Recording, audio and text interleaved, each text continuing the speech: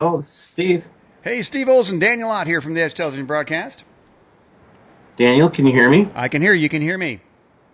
Oh yeah, now I can hear you. I got a fancy new headset now. I'm hoping it works good. Does it work good? That sounds good to me. Awesome, man. How you been doing, brother?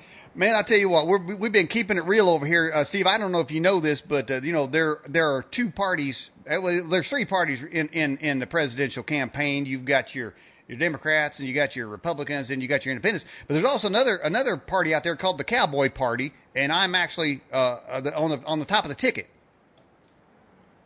You got my vote. All right, man, that's great. That's why I had you on the program. your Excellent, excellent. your endorsement's like gold, Steve. Steve Olson, I've mentioned a couple of times to the folks watching the program tonight that the interview I did with you was one of the highest ranking and quickest viewed YouTube videos we ever put out. It was so quick, evidently, because you've been saying some things out there that have disturbed the internet stratosphere, whether good or bad. And for most people, I always suggest it's good. But why don't you reintroduce yourself to the folks, Steve, about what you're about and how you got involved looking into the secondary solar system.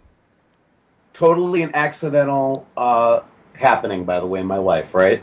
So I started looking at pictures online and heard different stories, like from people like Marshall Masters, and started to find videos from Bob Fletcher, and those guys.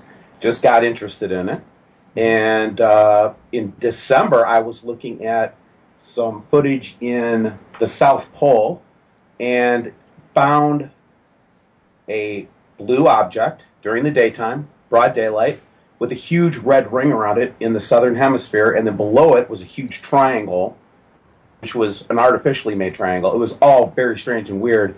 And I just dropped my coffee and I said, "This thing's real. It's coming." And so I started making videos, and I just thought I'd maybe make 10 or 15 friends and just kind of talk about it and have a chat group, a support group, really, because it's definitely causes mental illness. And it turned into this humongous channel. I just did not expect it. Because prior to doing this, Daniel, I was working in the IT industry as a cybersecurity expert. Mm-hmm. Well, I tell you what, Steve, let me dabble on in there. 'Cause I mentioned your name. Since I dropped your name in my ranting points there just before the show, being a cybersecurity expert, do you think Hillary Clinton's server get hacked? Yeah, absolutely. And is it likely then that there's that the other, what do they call them, players, or they call them actors? Okay, nefarious actors have a list on her of her internal dialogues with her criminal and her continuing criminal enterprise that can actually blackmail her. You think that's a possibility? Absolutely. No, it's almost a certainty, because let me tell you something about cybersecurity, Daniel. I used to work with work with banks, financial institutions, credit card companies, people that accepted and received credit card information, and it takes 12 very high areas of focus in order to ensure that a server and an environment is secure. Everything from procedural to how you set up the server, how the server is encrypted, et cetera, et cetera.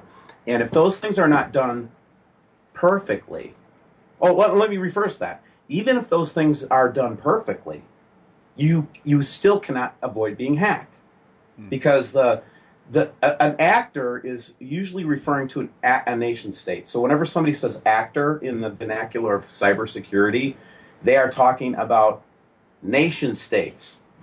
And Russia, for example, you cannot believe how smart people are in Russia. They are smart. And they have put together criminal enterprises and also government cyber warfare, as has China, as has every country in the world. And there is no way that the Secretary of State's server sitting in her basement was anything but what we call in the industry, a honeypot. Just go grab your honey. It's right there. Well, she said she had it guarded by Secret Service agents, Steve. Did they get past them? Oh, I didn't know the Secret Service had a cybersecurity unit. or they weren't actually inside the server guarding them when the hack software came in there, the malware or whatever that was running. Well, I mean, they hacked the entire Democrat Party's server, and they've got all their information, their donors list, and their attack method for against Trump in that Democrat. So I'm sure that their security was vastly superior to Hillary sitting down in her basement, and sometimes it was in her bathroom. I think sometime it went to her bathroom. Maybe the server had to take a dump or something. But I'm just saying, man, there may be, on a national level, there's going to become a stalemate between countries, and she's going to relinquish because they're going to pull that card. They're going to pull out the data on her. Well, so first of all, let's just be very clear that she's guilty of a criminal offense, and many counts actually. And so anybody in the military, like me, that had been in the military and worked with top secret information, I had a top secret SBI, SCI clearance. That means I was one of 9,000 people at that time in the country, in the United States, that had that clearance. And so I had to have a deep education prior to being able to have access to that classified information, Daniel. Mm-hmm. Training, deep training. So I knew it was confidential, and I knew what wasn't confidential. Let's start there. Even the most basic enlisted person in the military knows that information. The director of the FBI, James Comey, told the committee in Washington that 10 attorneys for Secretary Clinton had access to her classified information, but they only read the header, so they're not guilty of any crime. So is it true you can possess national security information as long as as long as you tell the people you only read the header and you didn't read the body of the thing? Is that a legal argument? It is not, and let me share something with you. So I'm going to be honest with you, man. I'm a Bernie supporter. Like, I'm a liberal. I'm not a communist or anything like that. I just believe that we need to stop the elites from ripping us off. And I think the best chance of us to balance the pendulum is an honest guy. And I'd rather have an honest guy than 5 not honest guys that are smart. You know what I mean? Yeah. So at the end of the day, you would not guess my political position, because I'm also a Second Amendment guy. I'm very conservative values socially. I'm a Christian, all that, right? So I talk to a lot of different types of people, and I have a lot of friends from the military, including people that I used to work with in the military. And we are, without any exception, every one of us are throwing up in our mouths right now. We cannot believe this. They used to tell us, Daniel, that it was, if I walked out with a crypto card or something like a very sensitive nature out of that data center, out of that protected, guarded environment with all the security and everything like that, it was automatically 25 years in Leavenworth, Kansas. They scared the crap out of us. So no, I never ever have relayed any of the classified information I have ever seen. I have lived up to my 70-year agreement, and I respect that agreement with the oath that I took over it, and I'm going to protect state secrets. But she didn't. Mm-hmm. So I could have went ahead and just said, "Oh, I didn't intend for this to get to the Russian, and I didn't intend for the Russian to give me $100,000," right? Right. Where do these arguments come from? Intent has never been a standard for the law. Everybody knows that. Except in this case here, I mean, the prisons would empty if intent was the case, because the bank robber goes and shoots somebody on his way to rob a bank. Well, I didn't intend to kill him. I just intended to rob the bank. Oh, okay, you get a pass. I mean, there's no logic to this. The rewriting the rules, and as I said in my ranting points earlier, Steve, even the director admitted he didn't know it. I mean, he didn't just come out and say it, but we found out that he is telling his agents to sign a non-disclosure agreement in this case of investigating Hillary Clinton. That violates the whistleblower statutes that's written in the federal code. So he himself is doing. So again, this is such a travesty of justice, and they're only starting right now. So thank God we've got some conservative Republican that are actually first case they're pressing is the perjury charges, because everybody knows that she said one thing in the sworn statements to Congress and another thing to her sworn statements to the FBI. Number two, there is all kinds of questions about these lawyers and which data they had access to, and did they or did they not have a clearance, and what right did she have to let these lawyers see classified state secrets? She is not the grantor of security clearances. That job falls to the Office of Personnel Management. Mm-hmm. Yeah. Okay. Yeah. Yeah. Okay. So I don't know where I just.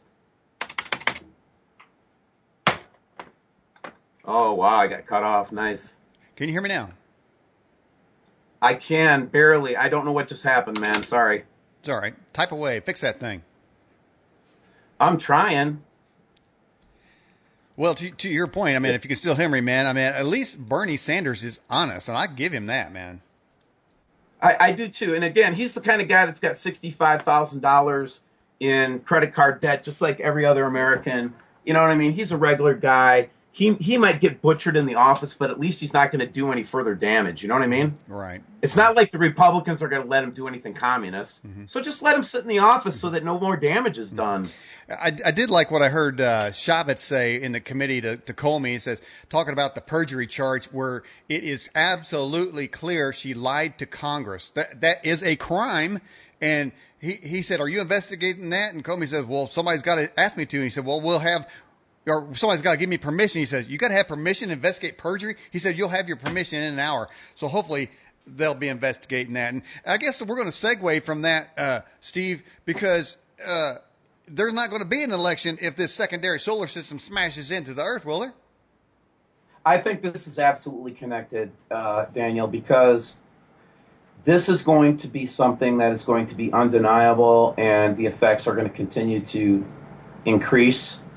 And I'm afraid that it's going to be a shocker to a lot of Americans when it happens. And all I can say is they are engineering the world right now so that when this thing goes by and the dust has settled, so to speak, that everybody's going to say we need a new world government. We can't, they're going to be clamoring for the world government. That's my theory anyway. Mm-hmm. I'm not saying that I have any insider information. That's just what I've ascertained from my research. Mm-hmm. Well, it seems like your dog agrees with you on that one there. So is it true, then would it be that if there is an election held, that perhaps President Obama would align himself to be, say, the head of the UN, therefore, i.e. head of this new world government? Well, yeah, that's what they're saying right now, Daniel. I can't speak to any of that. I don't know what his intentions are. I don't think anybody can really say. But one thing I do know is if there's not an election, and he would be the de facto continued president of the United States. Mm-hmm. So that works out. He would Either way, it works out. Yeah, being president of the United States is far more powerful than being president of the UN. Trust me. Really? Is there any? I think so. In your research, go ahead. What army is the UN going to send at us? You know what I mean? Well, really, we see the UN trucks. I do. Here's the other side of that. Before I even stub my toe on this, I really, after seeing the UN trucks all over on the East Coast, and all the blathering on that, and all the things that I've seen in the last couple of weeks, and then what's happening in Dallas right now seems like they're trying to bait a race war right now with police and between blacks and whites. It is absolutely meant to cause so much chaos. Mm-hmm. Any idiot could see this. Mm-hmm. And right after this clearly criminal enterprise of keeping Hillary out of jail so she can be the president of the United States of America, what has the world completely turned inside out? And then all of a sudden we've got this huge tragedy right around the corner. And it's like a lot of the conspiracy guys called it right. They said, watch for a false flag, watch for a false flag. They were screaming it out and screaming it out. And then what happens? Mm-hmm. A black woman is shot in the back of her leg, protecting her 2 or 3 small children. I don't remember what BP said about it. Jesse said about it. Mm-hmm. BP Earthwatch, by the way, is doing good coverage on this, Daniel. Mm-hmm. So going back to that, the police, as I heard the story, were going to help that woman, trying to get her out of the line of fire, and it was basically an ambush. Mm-hmm. And now they're turning. There was one guy around the corner who was confronted by a police officer with a rifle or some type of gun, and the assailant dispatched the officer by killing him, and then returned to the scene of the shooting, and as they were told, was involved in it. So what is going on here, Daniel? Well, I don't know, man, but when I first heard reports, they were saying they had 3 guys in custody. What happened to those? They just disappeared? I remember the whole thing unfolding, and I remember it being no less than 3. They thought it was some kind of Islamic ISIL attack of some sort. And didn't they also say they were triangulating the attack? Yeah, it was a perfect ambush. If BP Earthwatch is correct in his assessment, which I've studied carefully, and I looked at the way he laid out the street maps and showed how it went down, it was a military style ambush. Well, then how did it get just to one guy? Again, it's just like the Clinton. They're lying. They're lying so hard, straight out. Their boldness is so unbelievable. Isn't this line getting to the level of insane boldness? Yeah, and the classic example is Bill Clinton delaying his plane to go walk across the tarmac and go up there into Loretta Stinch's plane and clear. There's no prosecutor, no attorney would ever allow that to happen. And that happens just before the FBI report. Are you kidding me? That is obviously he went over there and he probably owns Loretta Stinch. And there's collusion here beyond belief. Yeah, you're right. The boldness is astounding in this matter. Now you got Hillary Clinton coming out with these shootings, saying that. Now, I don't believe in color. I don't think somebody should be called white or black. But so these are her words. That white people need to look at themselves and find what their problem is. But the problem is Hillary Clinton lives in a place called Chappaqua, and it's only 1.16% black. So how is it she has the right to tell anybody what to do when it comes to race relations? Well, absolutely, and I have many relatives through the South. So just so you know, where I live in the North, in this South Central Wisconsin, there are very few minority people here. It's a lot, mostly German, Norwegian, of European ancestry. Okay, and so we don't really deal with a lot of race relations around here, and we were always kind of raised up here to kind of be not prejudiced against anybody, including for religion or race. I mean, that was just the way my, by the way, social democrat mother raised me. Mm-hmm. Okay. And she never let me be prejudiced against anybody. So it was a foreign concept to me when I was growing up. So I'm not going to own racism. I'm not a racist. Mm-hmm. Yeah, I think the people. So stop calling me one. The race baiters really are the racists in my view. But there you're right. There it does seem to be a method to the madness. The encouragement of this racial division. It started back when Obama called the Cambridge Police Department foolish. He gave the sign for open season at that time, and so racial relations have deteriorated ever since. And so now of course here's the government coming in and saying Obama's talking about he's going to be needing he's going to be needing a federal police force of some kind. So that may go into what you're saying. We have a federal police force. It's called the Federal Bureau of Investigation. There are enforcement arms for the federal government. We also have the U.S. Marshals. Okay, we also have the Secret Service in the case of currency and others. They have like a weird cutout of the law enforcement. We have ATF agents that are armed in police forces. So don't tell me I need a federal police force. I got 10 of them already. So you are making the connection then, besides the race issue that they're ginning up here, and maybe could create some sort of anarchy or chaos to keep the current occupant of the Oval Office in place. But how does that relate to this secondary solar system? Is a planetary upheaval? Are they aware of that? Is that in their plans too as well? Is it kind of like a twofer? Yeah, so for example, this Black Panthers, and again, guys, I'm not a racist. I'm telling you, man, my God wouldn't let me be a racist. He swapped my ass so hard. But going back to the point, we're seeing on Twitter and Facebook, these social media platforms that we use, our community uses to communicate with each other, Daniel, okay? Mm-hmm. So they're talking about starting a purge and doing all these dastardly things on Facebook and stuff. And if there is anarchy that breaks out, they will lock down America. They could lock us down electronically. They could lock us down in a combination of ways. They could make it so we didn't have free transport across state lines, that we would have to go through checkpoints, that all of the freedom of movement would be interrupted. And the reason that they need to do this is they're going to have to control communications, and they're going to have to control roads and relief services. So some benevolent purposes, but mostly malevolent, which is basically not warning people to get away from the danger as much as they can. And that's what breaks my heart more than anything, learning what I've learned. Interesting you talk about a lockdown.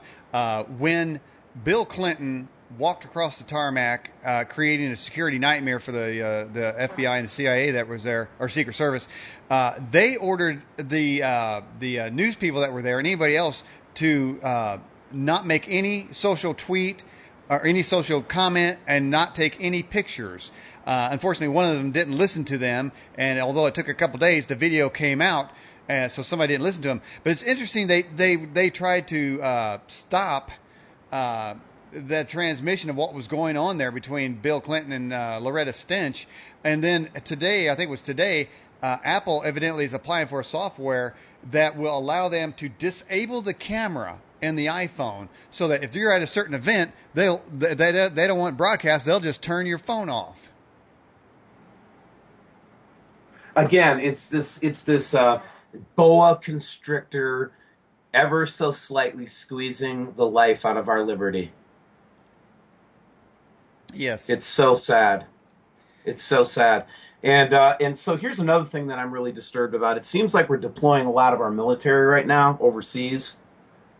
I really want my boys home right now, Daniel, because if this thing's going to start going down, we don't want our good boys and girls that are fighting for us and have the uniform on not to be here to help us get out of it together. You know what I mean? We need them here. Well, and I don't want them fighting a European war right now. I don't want them in Afghanistan anymore. I don't want them all deployed all over the world anymore, because it just doesn't make sense. No, it doesn't. Look, the United States blew up the Middle East, and that led to the creation of ISIS, and that also led to the mass immigration that's taking over Europe and is trying to be facilitated here by by Hillary Clinton and ilk, trying to get as many of them over here as they can, probably to change the demographics of the electorate.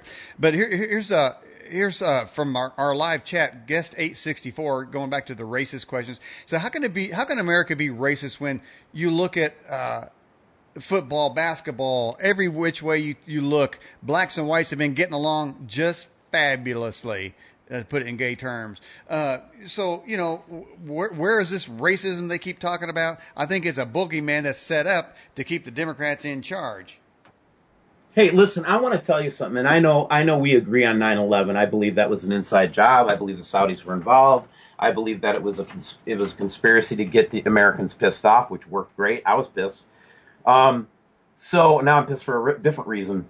But I remember very well watching some cameras in New York, and it was a row of black men. I think they were in a firefighter unit or something, and they were crying, and they were holding the American flag and stuff. And one of the things that occurred to me when I was watching that is I said, it's so cool to see these black men own the country the same way I own the country. I felt very equal to them at that moment. And I felt like somehow race relations were gone during that time of mourning we had. And it was like everybody owned America at that time. Yeah.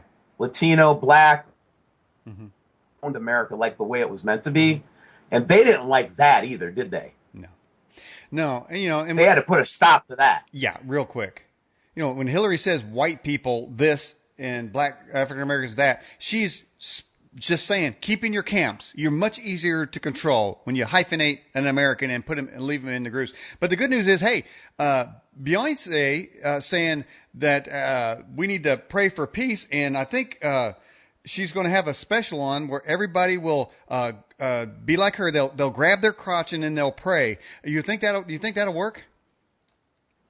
Well, that's not the way I was taught to pray. So I know my way works. I'm pretty sure hers doesn't. Yeah. Well, I don't know, but she sure enjoys praying. You know what I'm saying? Anyway, so I do. Wink, wink. But I'm telling you, man. I was taught how to know God. So from an early age, man. Only on the edge here. He's cool, man. He is a cool being. He's the coolest. He's the most fun to be around. He's the most entertaining. He's the most intellectual. He's the most stimulating. People make him look like some boring thing. He is not boring. Being in relationship with the Spirit of God is not boring. Trust me.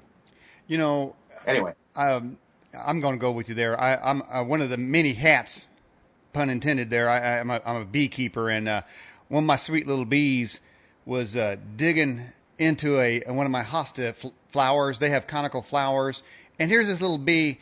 She was fighting her way in to get that pollen, and I was looking at it amazed and said, that little bee is going to get in there. What tenacity. And, and that's just a simple thing. But, every time I see something like that, I think of this eternal being that had such majesty and beauty in the eye and the creation, and how some idiot would say that come out of a primordial soup is they need to be looked at for insanity, But I agree with you. I don't see anything boring about the Spirit of God. It's an awesome thing to know that there's that being out there and that life has a purpose and a meaning.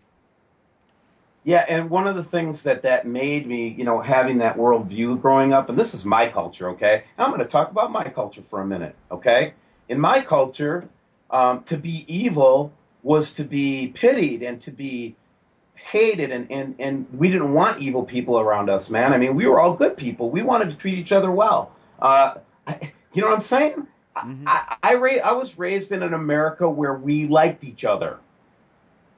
Okay? We all liked each other. Catholics, Protestants. Man, we all went to the Methodist church for the pancake supper, you know what I mean? Mm-hmm. We learned how to get along. Did you know Christian faiths used to fight each other, with guns and stuff? Yeah. And now I'm going to their pancake dinner? Come on, man.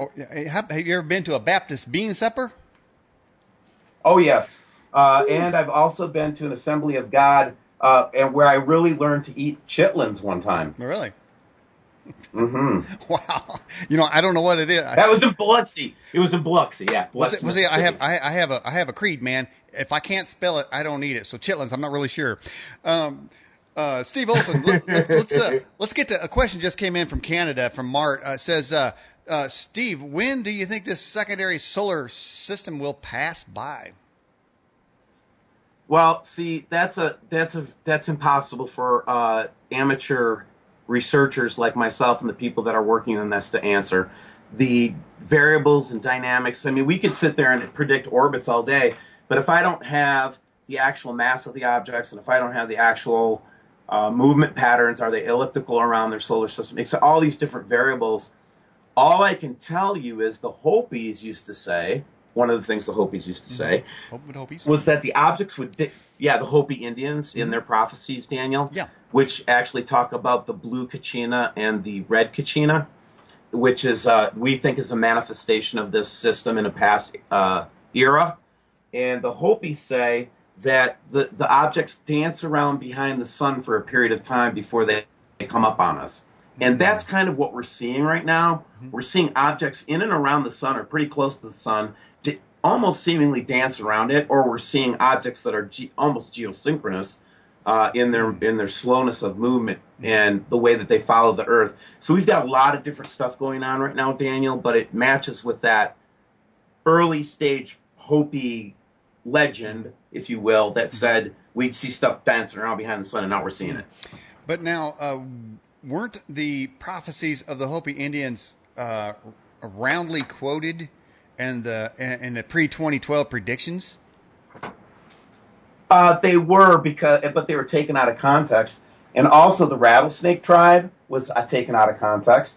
And in fact, I had to go, they went in on one page back in 2012, and a lot of these pages are still out there, Daniel. Mm-hmm. The fear porn pages, and I'm not a fear porn channel, by the way. Ooh, most of the people that come to my channel get comforted to say, yeah, you're not a weirdo, you're not alone, you're a Christian who's seen something in the sky, I get it, or you're a Buddhist that's seen something in the sky, I get it.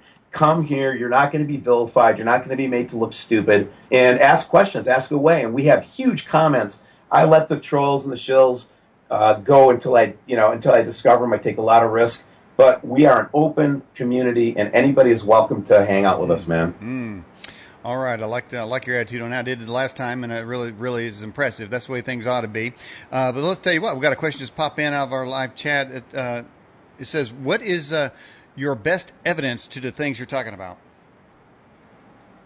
The best evidence, actually, I believe, the best evidence that I have right now was the video before the last one. I just did an interview with Marshall Masters, which is the last one. But the one right prior to that, we've been observing this object in the Alaskan sky cams that's been illuminated. Something up there is being illuminated that it's so clear, and we have it on time lapse.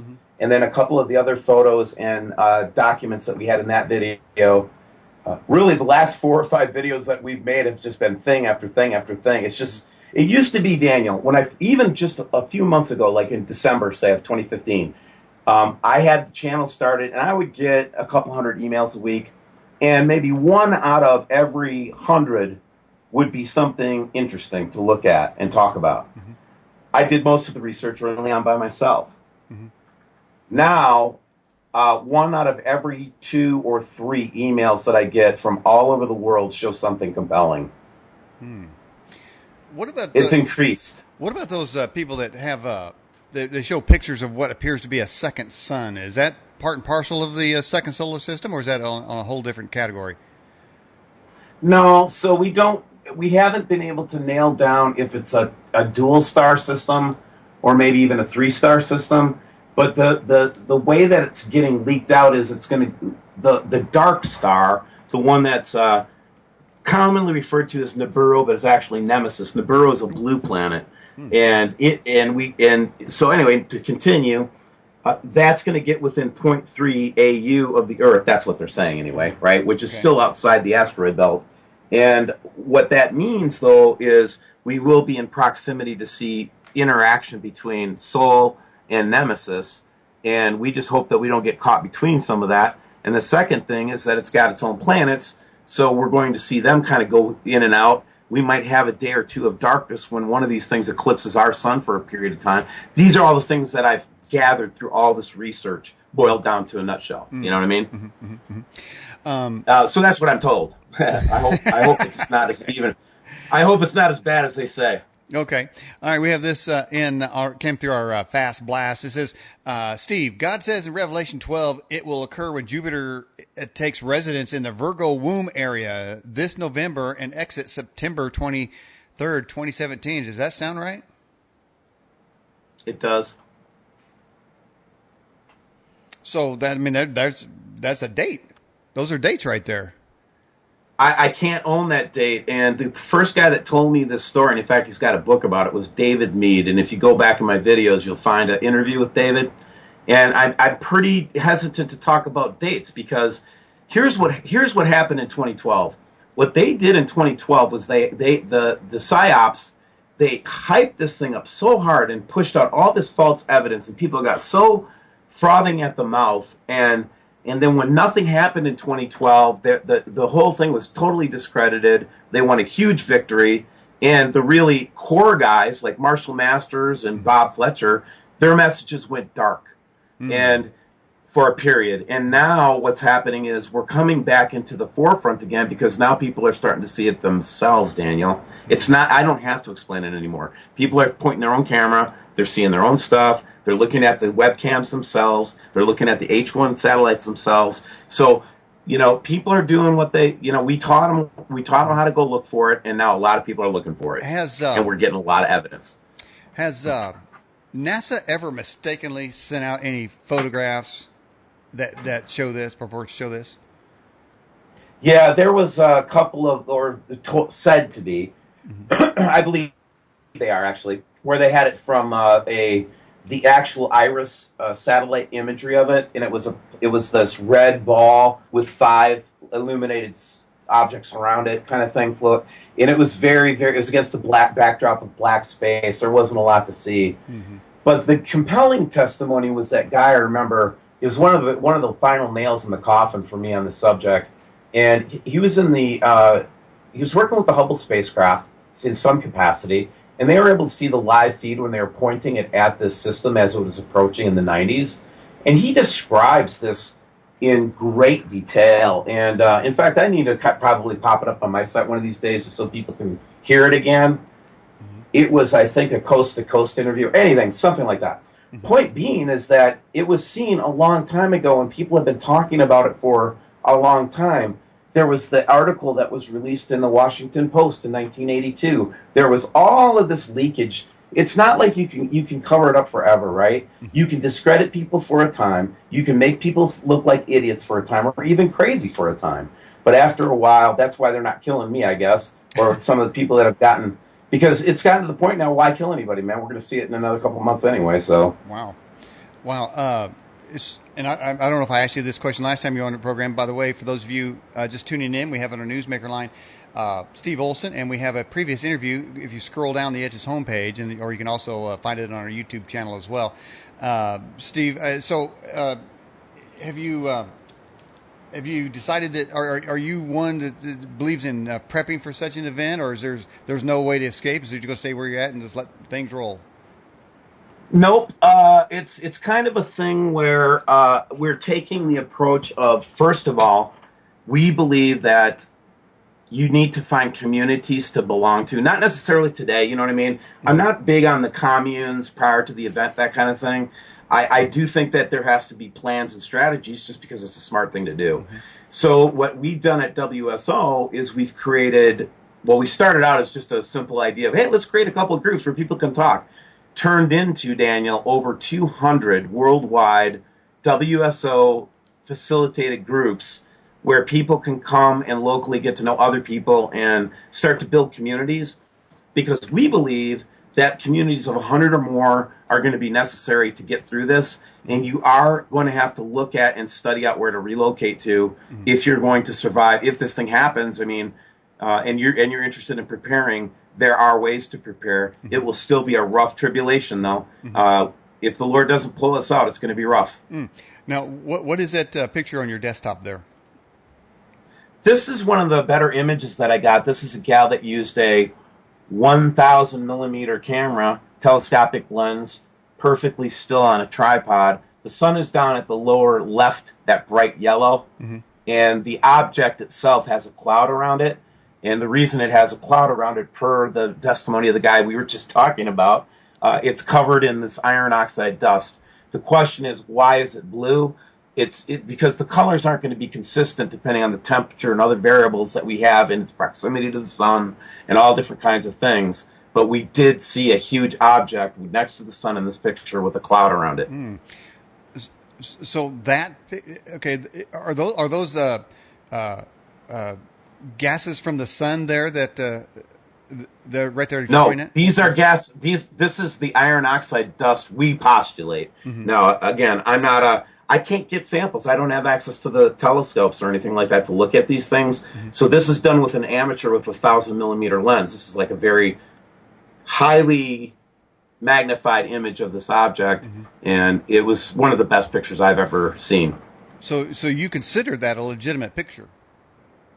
Oh, absolutely. And in fact, I'm going to be having it analyzed soon, also just to double validate it. But I've looked at it from a gamma ray perspective, and the other thing that this thing seems to be doing is it's emitting ultraviolet light, which is very interesting. So we've been seeing, like, did you hear on 4th of July that some outdoor gyms and play yards, the toys were getting so hot that it was burning kids' hands? No, I didn't hear that, but I heard it got hot in Arizona. Right. Well, what was happening was, we postulate that this second object was emitting its UV light, and when it's behind the sun, as it's moving around back there, it actually gets blocked. We actually have been taking UV readings, so when it's behind the sun, when we can't see it and it's blocked, the UV rates actually go down below what's normal. When it's out, it's like off the charts. Well, I'll tell you what, we have that. We have this evidence, Daniel. We have it. We have this evidence. So you have do you have a group, an inner core group that is collating this information and you disseminate it on your website, or how does that go? What are you doing with this information you're gathering? So mostly what I do with this information right now is we're storing it and we discuss it with other researchers. We have a huge network that built. That's another thing that's different about this time around. And we're not very gullible, this group. We're pretty smart. There's a lot of people that have been around for a while. We're easy to. We do get fooled, though. I have been fooled a couple times, Daniel. I don't want to lie about it. Okay. I have been fooled. I've taken a picture or two that I looked at later to only find out it was fake. But I'll come right on the channel and apologize to it. I'll say, look, this is a fake. I got duped on this one, man. Yeah. And everybody laughs and we move on, you know? Yeah, I remember when the Brexit vote was happening in the UK, and it came across the wire that the Remain had won. And so, you know, I put that out there, and then it was like 2 hours later, Brexit had won. I was thinking, okay, well, they just wish-cast that information. They wish-casted that Remain won, trying to tilt the election, and I put that out there before it was confirmed. I was thinking, you know, so I know exactly what you're saying about getting bit about that kind of information there. But I tell you what, talk about postulations. I postulate that talking about this extreme heat that particularly was in Arizona, the day that Bill Clinton said he was golfing, he happened to be in Arizona golfing. Okay, it was 115 degrees, and Bill Clinton, he looks like the crypt keeper right now, man. There's no way he was out in 115 degree heat golfing. He was waiting to collude with Loretta Stench in order to get Hillary set free there. All right, so now what are we looking at here on your desktop? Another shot? All right. Yep. So I'm just kind of paging through a couple of the good ones lately. This one is one of the things that we've been learning as we've been watching this, Daniel, is the first thing that we have to get used to is that these are massive, massive objects, many times larger than anything we've ever encountered before, this close to our solar system. So there's still, like this object here, the way this is coming together for us is still a distance away, but it's just so large that it fills up a good part of the sky when it's visible, you know? And what we're seeing in the rainbow there is basically the atmosphere of this object. All right, I have that on our live stream now as you're talking. But you know, we had a guest on the program, Steve, that claimed that the clouds have been captured in photographic evidence behind the moon. Have you heard of that? Now that has to be a fraud, doesn't it? It is, yeah. So you know, and this is the other thing too, is this flat Earth theory where they go back and they distort sayings in Enoch and other parts of the Bible to make the case that you can't be a Christian if you believe that we're on a globe circling a star. You know what I mean? That there's no way that you can be a holy person or a good person. I'm like, really? I said, I was in PSYOP operations and supported that kind of stuff, and we used to try to find a dissenting voice inside the movement, and so that's exactly what that is. So the flat earthers will say all day long, yeah, what you're seeing is real, what you're seeing is real. But no, the earth is a firmament, just like Enoch. And so, again, anything they can do to distort and to change the facts, man, that's what they do. And also, though, isn't there, when you talk about getting false intel, wouldn't we expect there are disinfo out there anyway? Agents of disinfo? I would expect that, especially with you know, if it's this big and the cover up is as big as we've as big as we've guessed it is, right? Yeah. It's a huge cover up. It's a multi-global cover up. It's a cover up of mass proportions. There's some that actually believe within the world community right now that Putin and Obama are right now in a pissing match over who's going to announce it. Well, I'll tell you what, you got Putin over there riding horses barefoot and wrestling bears, and you got Obama with a security helmet riding a bicycle wearing mom's jeans. So I'm not sure who the bigger. Well, I guess I am pretty sure. Hey, listen, Steve, we're at the top of the hour. Here we take a 5-minute break. You remain live on the line. We just turned you down. Anything you'd like to say about your website or your group? You go right ahead. All right. Well, the group is easy. You just email James at WSOworldwide.com if you'd like to participate in a local group, get to know some people in your area, or just hang out with us online. We do a weekly conference call, that kind of thing, or come to my YouTube channel. Really easy to find. Just put Steve Olson in the Google search bar, and I come right up on top. Okay. All right, you stay right there. We'll be right back in about 5 minutes. All right, everybody, you're listening to or watching the Edge television broadcast. On our Newsmaker line tonight is Steve Olson. If you missed any of this exciting broadcast, it'll begin to replay in our main player directly after the show. We'll extract the high-definition video and upload it to our YouTube channel. We'll put it in our podcast and in our TuneIn radio playlist. Future guests to be announced here shortly, and on our website. Keep looking at, return to our website and look for the updates. We're going to take a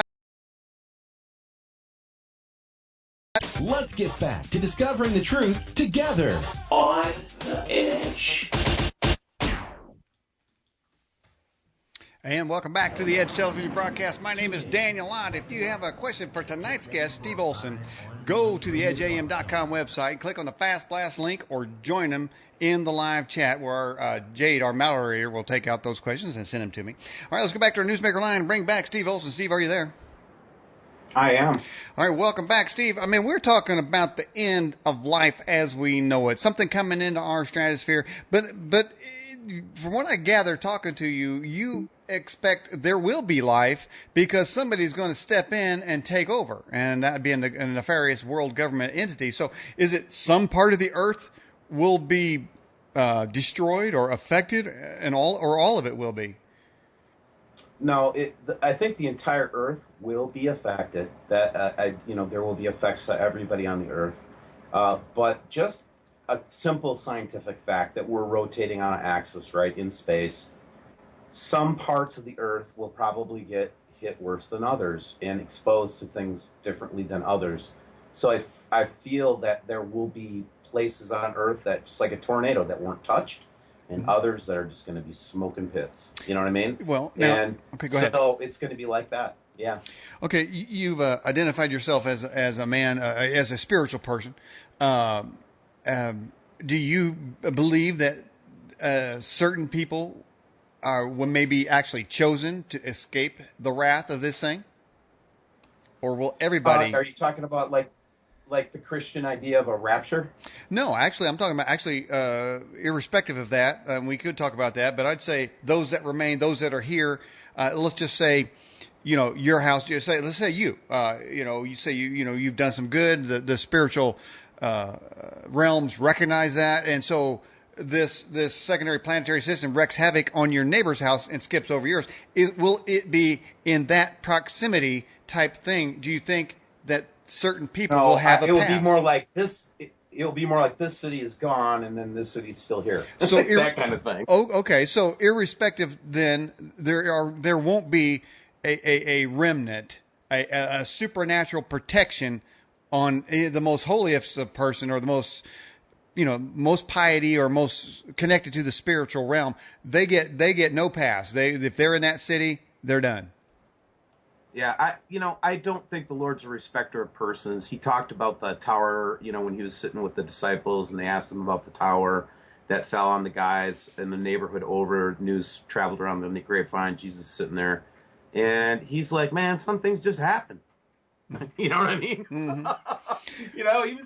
He didn't say anything profound about it. He just said it happens. Yeah. Well, I remember when Katrina hit New Orleans area, a laughing hyena type of preacher named Jesse Duplantis, he said that God had spared his broadcast scenario, or his broadcast station, but one of his generators went out, and so he was wanting people to pay $50,000 to fix his generator. I'm thinking, hey, well, God could only protect one part of your studio, but he couldn't protect your generator. I mean, what kind of crap is that? And then now we've actually had a guy on the show that claimed that when the nukes fall, we're talking about, you could say that whole category that there's going to be a nuclear war.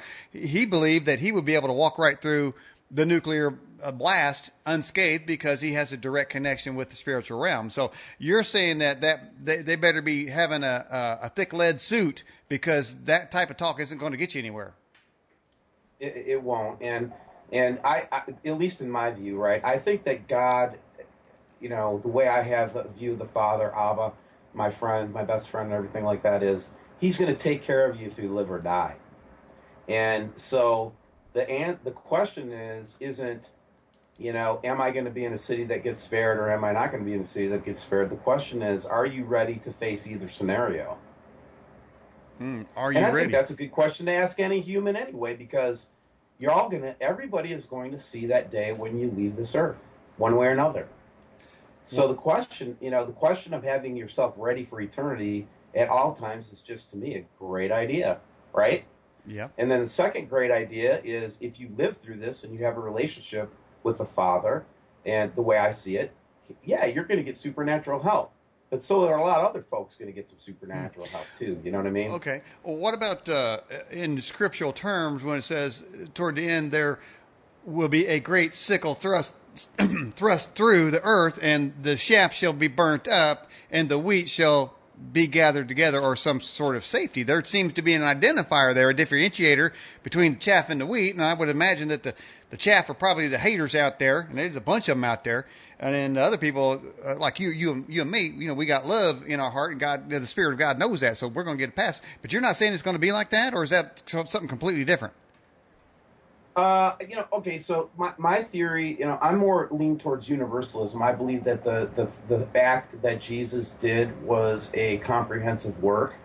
I don't believe all the people on the earth are human.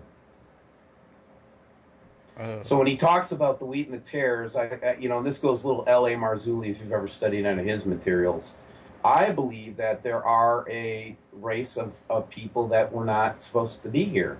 And I think that when we talk about wheat and tares, sometimes we're not maybe so much talking about human versus human, but we're talking about human versus this other hybridized, whatever it was between the Nephilim and the children of men, the women of men.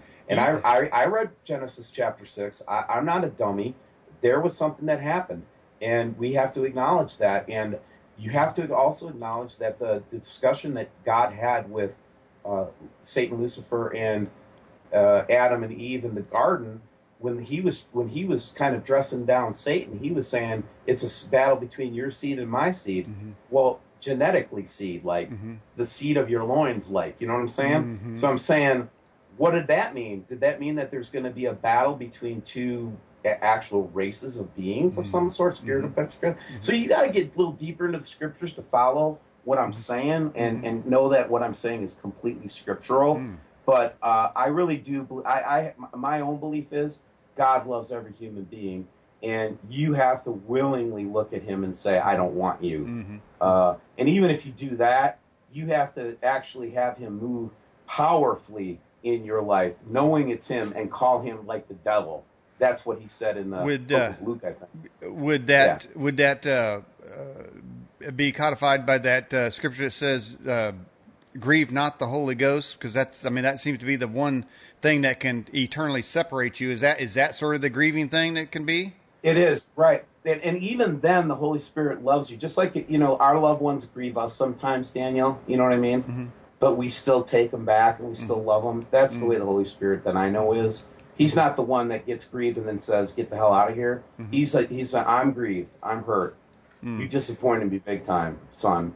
But now it's time to come back here and get back to work with me. Well, that's what my Holy Spirit does. Well, let's just dive back in this controversial statement of yours that you believe that all people here are not human. I've always kind of felt like I've been watched by some nefarious force, and kind of keeping their eye on me. But trying to make sure I don't get out of hand, and I would do nothing better than to get out of hand and piss them off. So I want to know who these freaks are that are not human is walking among us, and is there any way to identify them, Steve?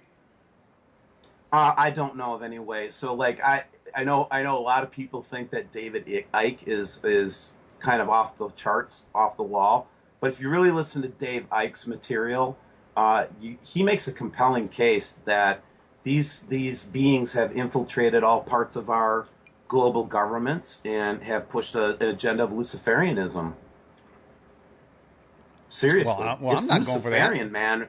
It's like their doctrine is like right out of the book of Crowley. It's okay. So the Anunnaki right now, there's a lot of researchers. There's actually a Nibiru community, Daniel. I don't know if you knew that. Okay. On one side of the Nibiru community, they're mostly Christians like me that have open minds and say, well, maybe what God was talking about in the garden was really a race thing. And, we'll explore the scriptures that way, but we all just love God. And then we've got this other group that kind of envisions the universe as being multiple species of beings that come and go, and there's all this going on, and they've had, you know what I mean? And they believe that this race called the Anunnaki is going to return to the earth, and is going to bring wisdom and all kinds of, they're going to tell us that they were actually the ones who made us, and they are going to say that they are the gods, and they're going to try to convince us that we are ascendant gods ourselves, just like the book of Lucifer, just like the book of Satan. And so I tried to point out to these Anunnaki believers in the Nibiru community, I point out to them that the doctrine is Luciferian. I show it to them. I say, what's going to unfold in that scenario if we actually see aliens up on the stage? You know, we've got a pretty good idea that that they're going to push a Luciferian doctrine on the earth. And if that happens, well, I warned you. Wow. Well, you know, there have been accusations of Luciferian entities running the government or the world for a long time. Come on, man. What's the Bilderberg group all about? They freaking do a Moloch sacrifice. And it's Henry Kissinger and all these world leaders. It looked like a bunch of dried up. It looked like a bunch of dried up old crackers getting together, man, and running around in togas, man, probably doing each other. I mean, I don't know what they're doing over there, Steve. Well, and again, we've got a lot. Again, this Bilderberg group, the Trilateral Committee. I mean, all of these cabals and secret societies. I mean, it's been going on for a long, long, long time. Okay, this stuff is not just happening. We might be becoming aware of it in our little 80-year cycle that we got, but you know, these guys operate over centuries. They extremely patient. They're waiting until the human race is perfectly vulnerable. Yeah, what is it with the owl though? You talk about Moloch. What is it with the owl? You got a little bitty owl on the dollar bill. He's sitting on the one there. You know, I mean, what is the owl? You know, I don't know. I wonder if one of the guys, one of the people on the chat might know. Okay, hey, all right. Somebody in the live chat, you heard it. He just posed a question to you. All right. And by the way, I see a bunch of questions coming in too. And here's one right for you. This is from Philip in Georgia. Steve says, "Is there anything to Pluto coming into Capricorn?" Oh yeah, are you talking about the Eris thing? I don't know, Philip. Philip would have to answer that question. Well, Philip, I think you're talking about Eris, and so NASA kind of made a mistake when they said that our Horizon probe had gone by Ceres and it went by Pluto, and now it's going to go out into the Kuiper Belt. Supposedly, that was actually before it got to Pluto. I don't know. We'll see. Well, there have been. Hey, what about you think John Hagee should give money back for the books he sold talking about the blood moon? You know, it's like is he just a fat fraud or what? Yeah, I know what you're saying, and I try not to judge people and everything like that because you know, so I don't get judged. But here's the thing: is I also am given the right to judge things in the Bible in a sense of fruits, right? And the fruit that that ministry tends to produce, in my opinion, is fear and loathing. Fear porn. I like that term. Yourself, fear and loathing of God. Yeah, it's just not. It's not the kind of God that I worship. That's all I'll say. Yeah. Well, I mean, the same thing with Tim LaHaye. You know, he buy his book and you'll be able to ride on out of here during the Great Rapture. And we brushed over that earlier, and I don't know what your views are. And you know, somebody asked me, actually many times over the career I've been doing this. I've been doing a broadcast since 2004, so I've had so many variety of guests on there. I don't do a background check on any of the guests. I don't do serious intel. I really would rather not. I want to I know something fresh. I want to know something honest. I don't want to be, just have somebody agreeing with me and just pick out guests that I know agree with me, because I feel like it'd be the most boringest show ever. So I will have guests on there, and then after I have them on, people say, "Daniel, you're going to go to hell for that and this and the other." But so I didn't check to see, particularly on this issue of rapture. So on that thing, where do you stand? I'm a mid or after tribulationist, so I think it's going to come either in the middle or end of the tribulation. And so, because at some point we have to be ready, because the prophecies say that we come with the Lord to finish him off, right? And so we all have to be together with him to do that. So I believe that it would have to be in the middle or end. Okay. So do you believe it would be at the last trump? I don't know. I'm not an expert in eschatology to that level, Will but I will do. Go ahead. will there be any Trump Oh, sounded? I believe so. I believe there's seven Trumps according to the Book of Revelation. I do know that. Uh-huh. And who do we have running for president? Oh yeah. Oh yeah. No, I think it's going to be a big but like that kind of thing, you know. People are making that connection, man. I think there's, I don't know, was it a firefighter's prophecy? I'm trying to find the guy, get him on the show, but I think there's somebody, like, it's called a firefighter's prophecy, who was shown that Trump is a Trump. And so, I want to get that guy on the show. Oh gosh, I think get Danny. I think if you could get Donald Trump on the show, that'd be great. I think it'd be fun. Well, but you know what? Alex Jones says that Trump actually has a lot of inside knowledge on this stuff, and he knows the cabal is there. He is not a member of it. Those kind of things. Who knows, right? I don't know. Yeah. I do want to tell you about this picture I got right here, though. Oh, okay. Here, let me get you on screen here. Hang on. I'll just move that on there's over. a couple more I want to show you, Dan. Only because a lot of people. I just want to show you things that are so weird. Okay. And the only way I can explain it is the Nibiru system. Okay, I got your desktop on screen now. Isn't that a pretty sunset? It is, and is that a sun, or is that in the Nibiru, or is that the secondary solar system smashing into us? Daniel, this is facing east as the sun is setting in behind the person in the west. It is? Yeah. Okay. I get pictures like this every day now. This is one of the big things we're seeing. And in fact, if you're at higher elevations, watch at sunset, watch your eastern skies, and tell me if you don't have more light in the eastern sky than what you normally see. You can see this stuff yourself, man. I don't have to show you pictures anymore. So you're saying this is a planetary anomaly, but what is the extreme nature of it? What are you saying here with this? What I think this is a planet that the sun is basically illuminating one face of that planet as that planet is setting on our horizon, on the eastern horizon, moving in the opposite direction of us. Guest 384 out of the live chat says, Steve, how can listeners see these objects for themselves? I just gave you an example. Watch the sunset. When you have your sunset in your area, is watch the eastern sky and tell me if you don't see light on the eastern sky. Okay. The other thing you look at is watch the northern star every night.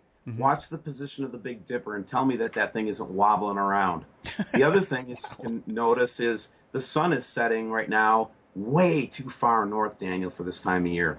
I think just 2 days ago we got a 346-degree sunset, which would put that at just 14 degrees, just 14 degrees south of due north.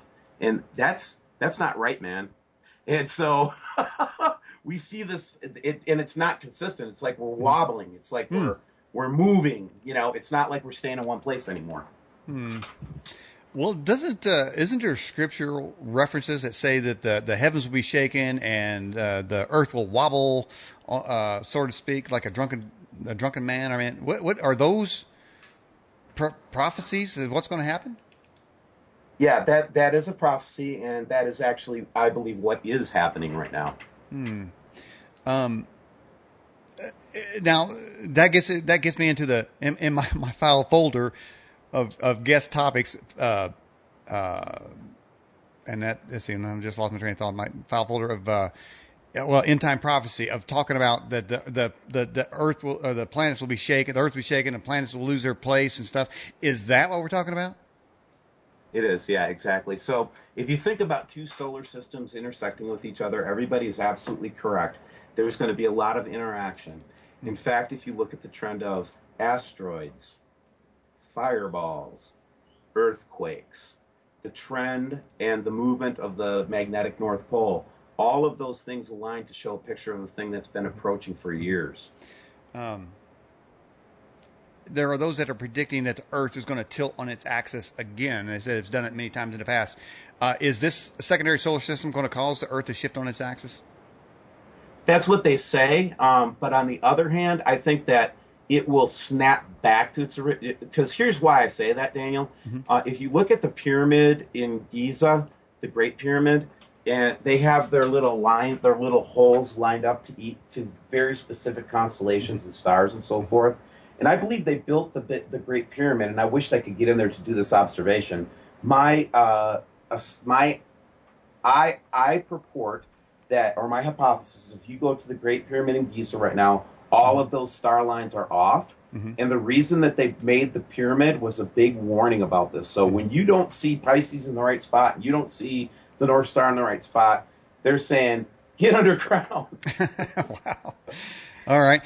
So I believe that, yes, I believe the Earth will tilt, will swing, and blah, blah, blah. But ultimately, we snap back to position as per the Great Pyramid at Giza has shown us. Otherwise, it wouldn't be aligned on its stars anymore, would it? Hey, I wonder if the song Snapback by Old Dominion is a prophetic song. By the way, those of you who are looking or watching the show right now, we have in our video screen there, that is Steve Olson's desktop. He's been showing various pictures here and again. Steve, what are we looking at right there? Is that another sunset picture? This is more of a midday picture, mid-late afternoon. We have a lot of pictures that we're seeing in the middle of the sky where we're seeing a very strange cloud structure or extra atmospheric thing, and we're seeing this red ball now a lot. And and this is not a touched photo, or slightly brought down in saturation a little bit to make it a little easier to see. That's it. Yeah. Okay. But what is that red ball thing there? What's going on there? I believe that a planet was going past us. You're kidding. Between us and the sun. Wow. And I would dare say that planet should not have been there, Steve. That's what I was taught in school. Yeah. Riverdale High School, Muscadet, Wisconsin. Yep. That's what you were taught. Okay. So that was what I was taught. Even now, NASA has been reclassifying planets. The science is not set about the astrological properties of the universe. They're fluid. And so I think it is open for discussion and debate and challenging the existing status quo. And I appreciate you saying that's what you've been told, because what you're really saying is that was probably some BS that was pre-programmed for the masses. Christopher Columbus sailed the ocean blue in 1492, but they forgot to say how many people he killed looking for gold. So we've got to reevaluate what our history is. The government has always tried to hide the history of the planet when it doesn't line up to the conventional wisdom, we came out of a cave, knocked some people in the head, and made a village, and blah blah blah. They leave out Atlantis and pre-Diluvian civilizations.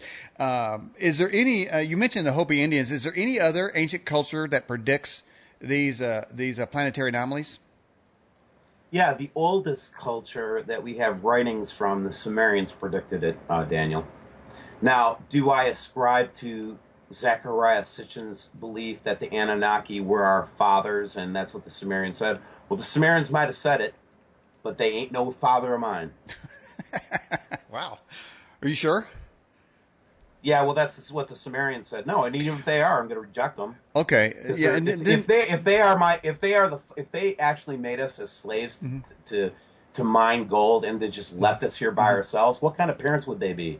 When you read, if you studied any of the ancient civilizations or writings, there are some stories that it seem to predate biblical texts that have similar stories, such as somebody being born of a virgin, or a great flood, and even the salvation of the planet through some sort of vessel. And they point to these as the precursor to the Bible, and that the Bible had lifted those stories and put them in there and recategorized them. Do you subscribe to that? No, actually, what I think is those were early spiritual people that had a foretaste of the real story that occurred. They were prophesying. Mm-hmm. It's just different culture. So, and then they missed it, and everything in Egypt seemed to turn into a god, or at least that's the way we interpreted it. Mm-hmm. And you're talking about Horus and many other likenesses of Jesus that had the 12 disciples and all that kind of stuff. I believe that those were also prophecies of my Lord when he came. Mm-hmm. All right, we have this question from the live chat from me too. It says, could all these pictures of two suns be reflections of the sun on the inside of the dome that covers the earth? Well, that would be a flat earth theory, and I reject it utterly. Mm-hmm. Okay. And what about hollow earth? It's hard to say on that one, Daniel, because I'm still doing some research on this right now. Okay. I'm really interested lately in what were the Nazis doing down there. Hmm. And I had Dr. Richard Allen speaking of guests that open, I have the same thing. I'll have any guest on just to get a point of view. And we had Dr. Alan Miller, who I actually like a lot. He's a great man. Mm-hmm. But he actually worked in high level military operations in the 60s and 70s. And so he was relaying stories that we actually nuked the Nazi base in 1961 and all these kind of wild stories. So I'm interested in learning more about that. It was one of the stories they said was that the Nazis were guarding the entrance to this hollow earth, and who knows, right? Mm-hmm. Mm-hmm. But it's compelling right now. It's compelling to me right now. Well, and I think that's we all need to study things that interest us and that excite us, and I'm glad you're going down that road because everything that we've been told needs to be challenged, and even the most oddball theories should be investigated. Rather, because saying to somebody who's just to say believes that Nazis live in the ground, a refrain would be in a conversation, "You're crazy. That's nuts." Well, "You're crazy and that's nuts" is not an argument. It's not a fact. It's not it's not anything. The answer could only be, well, let me research it, or I don't have those facts yet, or, I haven't seen it. Because every theory is really like that. When somebody dismisses a theory as something stupid or insane or whatever, that's not an answer. That's not a challengeable answer to that. No, and let me tell you something right now. If I learn some fact that shows me that this is a hoax, or this is some kind of a deception, or portions of this has been a deception, I promise my audience that I will come out with it immediately. Mm-hmm. So I'm not going to hide anything. I'm just getting more evidence that says it's real than evidence that says it's not real, Mm-hmm. for sure. Mm-hmm. I was watching Netflix UFO Files, and they, I guess you could say, postulated, but they had video evidence. It looked like some sort of giant UFO was draining plasma from the sun, or went into the sun. And that sounds crazy, but there was actually sort of video evidence of it. Now, because I am not, I don't study coronal ejections. I'm not a sun expert, and I wasn't there when they whoever it was took the video. No. That one is different, man. That one is different. An orb approached the sun, connected to the sun, and disconnected from the sun. That is well documented. And we were using NASA instruments to see it. Mm-hmm. So now wouldn't that say that happened? But scientists would say that's impossible and dismiss it out of hand. But you're saying that did happen. Yeah, because the evidence is overwhelming. I mean, you could actually see the object. You could actually see it sucking a stream or a filament from the sun and then separating away from the sun. Even suspicious observers, who I think is one of the most kind of conservative on this issue, they're not willing to say what I say. I don't know if he's got interest to protect or whatever, but he even saw and analyzed that. Yeah, I saw the video. The video is compelling, and so is the video that came out of Ohio of a triangular, dagger-shaped looking UFO. Did you see that video? It was hanging. I did. Yeah. And I also had a subscriber that photographed what we refer to as a TR-3. Straight up photographed it. The only thing I couldn't see was the U.S. Air Force symbol on it. And those things we just talked about, those are factual things. There's evidence for it, and that just tells you that the universe and everything that we know is much bigger than the things that we are told. And I think it's frankly exciting to look into them. And I think the reason, say, the religious or spiritual groups haven't, they've been told for so long that even asking question is of the devil. If you even ask a question, is fluoride good for you? When the government says it, government says it is, but the data says it's not, but if you question the government, they've always been sort of taught never question anything. And so here we are, we have, you said you were conservative on social issues. So, when you get to sucking the brains out of a baby, I guess it didn't really rile enough people of faith to say, wait a minute, that's wrong. We should never enact that into law. And they never went to the streets to protest it. And so now it is law. You can suck the brains out of a baby and it's legal. Yeah. It's horror. It's a horror show, baby. this is horror show on the most epic level. Well, that's what How I'm can saying you is that's kill what the you most- get. how can That's kill what the- you get. You kill the most innocent. We're killing the most innocent beings on the earth. Well, They haven't even lived yet. and You know? and when we were talking about the irony and the brazenness in the first hour, there we have video proof, eyewitness proof that they were selling body parts on the internet against federal law, and they were all found innocent, and the guy who took the video was found guilty. You know, it's like Bill Clinton going to Loretta Stinch's plane, or Hillary Clinton deleting all of her emails and giving classified data to attorneys. It's so brazen that it's just beyond belief that there's nothing can be done about this kind of crap. Hey, how many minutes of tape was it that Nixon got busted for? Wasn't that about 4 seconds or 4 minutes of tape or something? It was 18 minutes. 18 minutes, that's Yeah. right. 18 minutes of tape. Busted Nixon. Mm-hmm. He All had of the this evidence decency. doesn't bust her. He had the decency to resign. And interestingly enough, the prime minister was the prime minister of England. He resigned right after the Brexit vote. But when the United States completely changed over, all the governors and the senators and the congressmen to the R, you think he would have resigned because it's not what the people want. Well, again, I don't believe that the Republican or Democratic label means diddly anymore.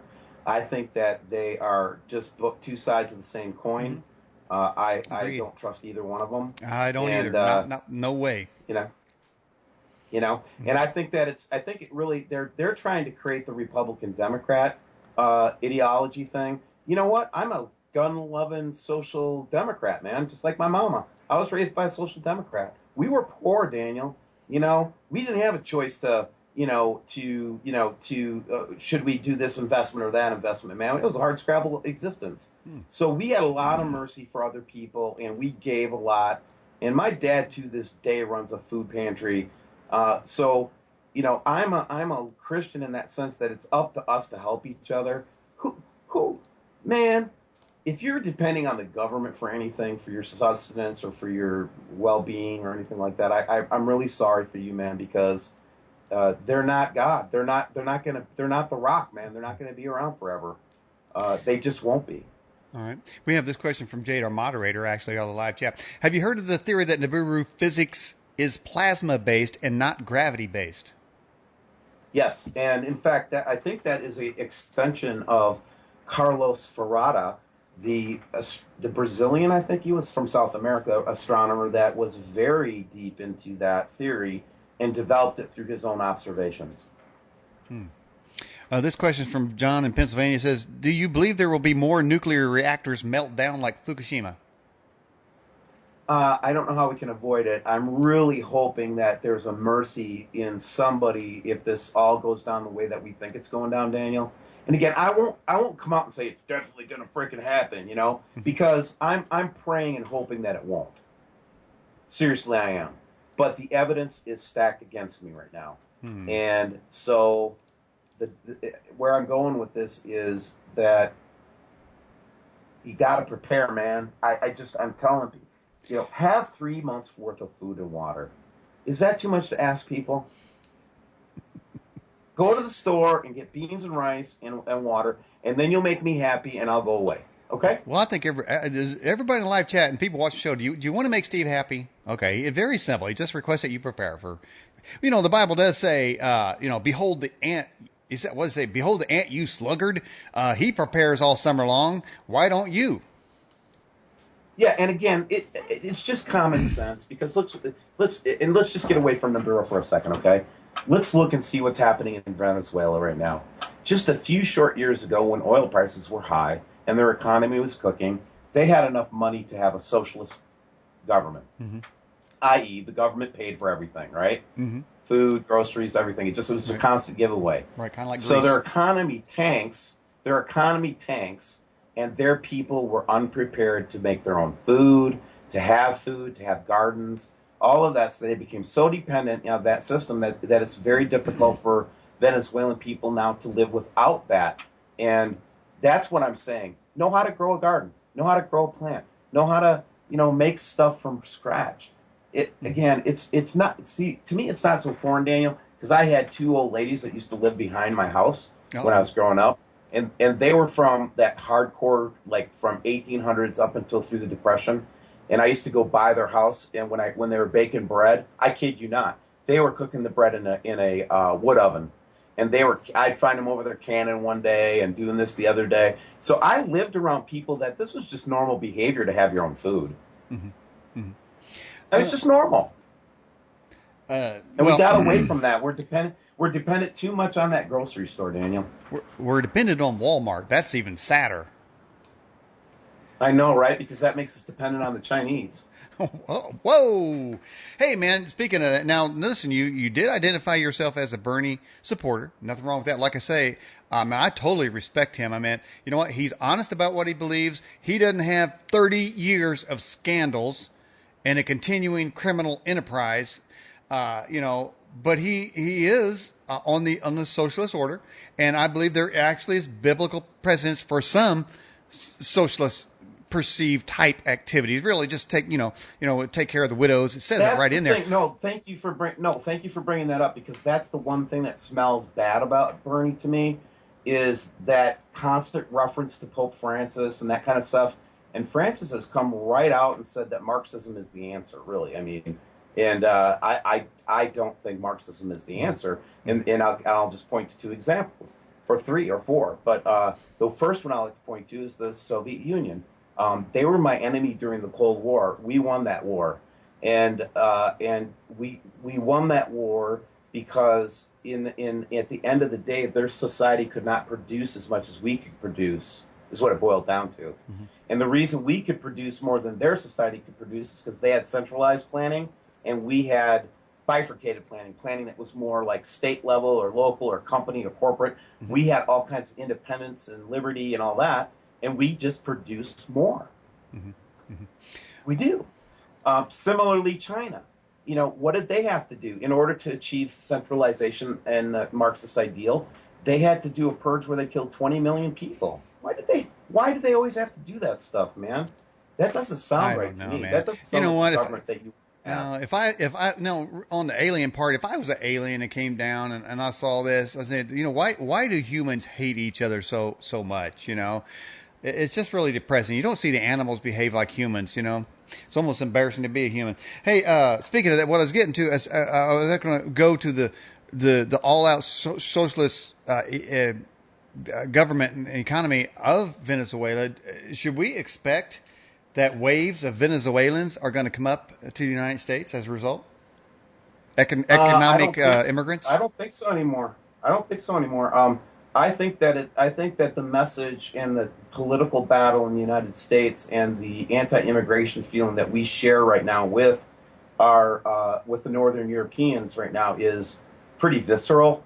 And I don't necessarily think people want to come here as much as they used to. Number one, Mm-hmm. and then number two, I believe that we have to watch Venezuela because, if I've got 46 million people on food stamps, Daniel, and they depend on that to eat, and all of a sudden the government can't pay its bills, what's going to happen to them? Mm. Well, You know what I mean? Yeah. And that's the problem. I love to help people, man, because this is my social democrat, right? Mm-hmm. If a person's in need, we help them. That's the way I was raised. Okay. You know what I mean? I do. If Billy Bob gets leukemia and he needs to go to the doctor, we give him rides to the doctor. Mm-hmm. The doctor, if he can't pay him in cash, then the village gets together and helps. It's a different way I got raised. Mm-hmm. And Well, that here's was the a thing. type of socialism, but it was local. It was the community in control, and that's what I like about social democrats. And I don't know. I forgot to follow the rest of the story, but did the United States bail out Puerto Rico? Are you familiar? Not yet. Okay. Well, my point there is they're just like Greece. They have, I think I read 2/3 of the island is on U.S. government assistance. They don't produce anything down there, and perhaps rather than bailing them out, they need to feel pain.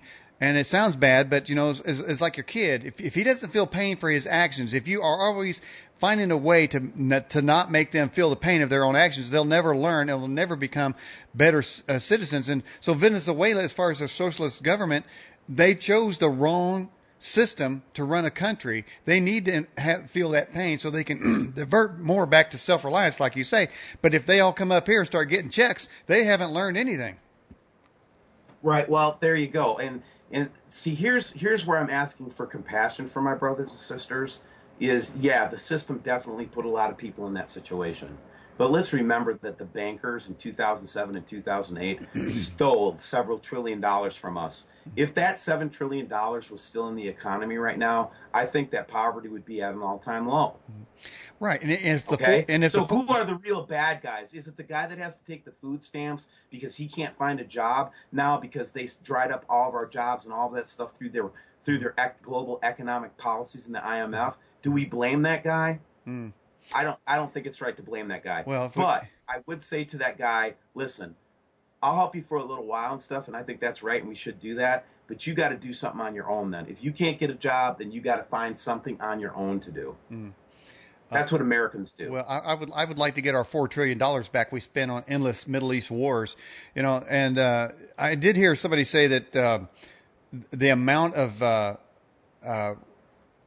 refugees coming from the Middle East heading to the United States and probably obviously already in Europe is just an automatic payment of billions, hundreds of billions of dollars. But the payment, the money that we would spend to import all these people over here, I'm not saying going political as far as a Trump supporter, but I think he said, it sounds like a truism, that we could rebuild every inner city in the United States for the amount of money that we spend on so many other things, including importing immigrants in here who have no skill and only know how to, to go apply for food stamps. That's their only. Well, here's the other side of that coin. So I just came out of the IT industry. I'm a media guy like you now, right? So, okay. And I'm running these groups and all that. So my life has changed dramatically. But I spent a lot of time in IT, and we have to bring in people from India and China and those places on the H-1Bs because there just aren't Americans trained. Why don't Americans know that there are 2 million open jobs in IT right now? Why don't they know that? Why isn't that just the obvious path? We're going to need another 20 million in 10 years if things go the way they do. Mm-hmm. I mean, there's plenty of jobs, but Americans are just so dumbed down that they don't think it through and understand where the jobs are and then retrain themselves and go. Mm-hmm. They just sit back and they start to whine, and then they just, look, if you need unemployment for, whatever period of time, I'm all for that, man. I really am. I think that we should help you get into a new space.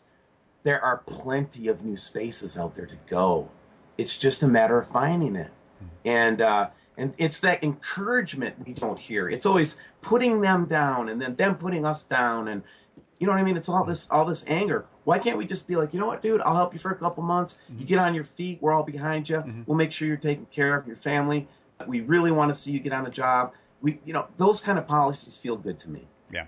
Right. Right. You want to give them a hand up, not a handout, and you don't want it to be a lifestyle. You think those are obvious things. Self-reliance is almost an evil word now. What happens when a person loses their dignity? That's the question, right? Mm-hmm. That's what we're really talking about, right?